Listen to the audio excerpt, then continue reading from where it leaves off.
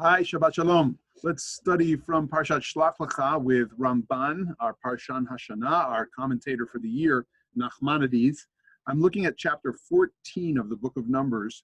After, let's remind ourselves of the context, after chapter 13 begins the Parsha, which is Shlach Lecha. Send for yourselves scouts.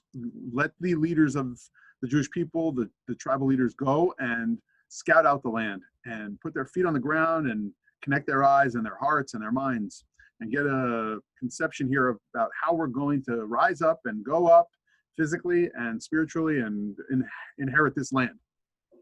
Of course, 10 of them come back and dish out slander against Israel, against the land of Canaan, against the land itself, and the tradition has it against Moses and Aaron. Moses and Aaron had the dream, the vision in sight. They knew from generations ago that God promised the land of Israel to the Jewish people, and they knew that the Jewish people themselves would have to, on the plains of human history, go and do what was necessary to establish Jewish society in the land of Canaan. So they sent up the leaders, and by name, these wonderful popular leaders of the tribes of Israel all went, and except for two of them, Joshua and Caleb, the minion of scouts that remained, the 10 of them, issued an evil report against the land and saw themselves as nothing and reported back to the people, it's impossible. We're like grasshoppers in their eyes. They project on the natives this sense that we're like grasshoppers. They themselves see themselves as grasshoppers. We're nothing. So on the edge of the Jewish people's destiny, they let it all go and they got everybody stirred up again, just like they did when they complained about no meat and no cucumbers and no leeks, and they wanted to go back to Egypt. So they say to the Jewish people around the camps, let's go back to Egypt. What are we doing out here in the wilderness? And of course, the whole people fall prey to that kind of seduction. And chapter 14 begins, Vatisa kol ha'ida, v'yitnu et kolam. The whole assembly rises up and they raise their voice. And that's going to be they raise their voice against Moses and Aaron, or they come at least with their voices to Moses and Aaron. Vayivku ha'am b'layla hahu, and the people wept that night. So my question is going to be about the people and their weeping and their coming to Moses and Aaron. Are they taking up the side of the spies, or is the beginning of chapter 14 a chance for Moses and Aaron to step up to the leadership plate and talk with this group of people who has both cried and emotionally just been crushed by their leadership? And are they only puppeting the words of their leaders, but really opening the door for Moses and Aaron to be the leaders they need them to be right now? So here's what the Ramban says about they cried all night. Why were they crying? V'ta'am vayivku ha'am b'layla hahu. And here's the explanation of why the people cried all night.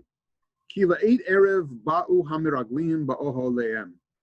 The spies had come to all their tents that night. Ka'asher alchu milifnei Moshe.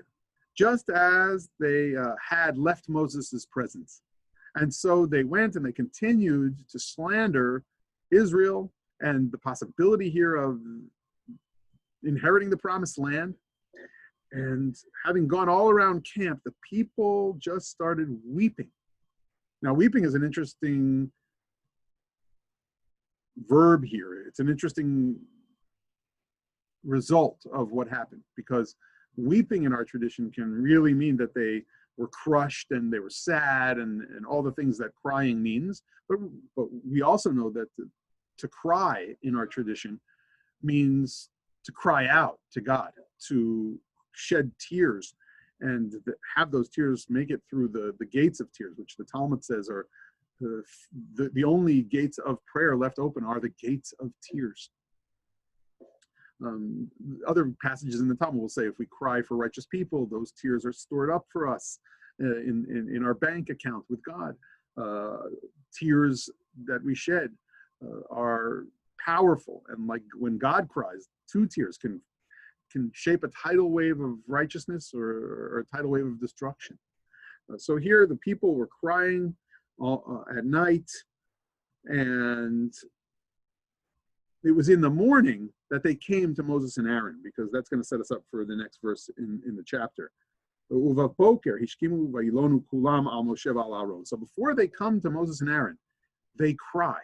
Isn't crying about being so emotional and so crushed that they're looking for some solution in addition to perhaps just being angry? I mean, it didn't say that they got angry and were fiercely angry all night. It says they cried all night. So when they come and then they say, Vayilonu al Moshe v'al Aaron, Kol b'nei Israel, when all the Israelites say to Moses and Aaron, Vayomru aleim, and they say to them, Kol aida lu matnu be'eretz Mitzrayim, or b'midbar hazeh lu matnu.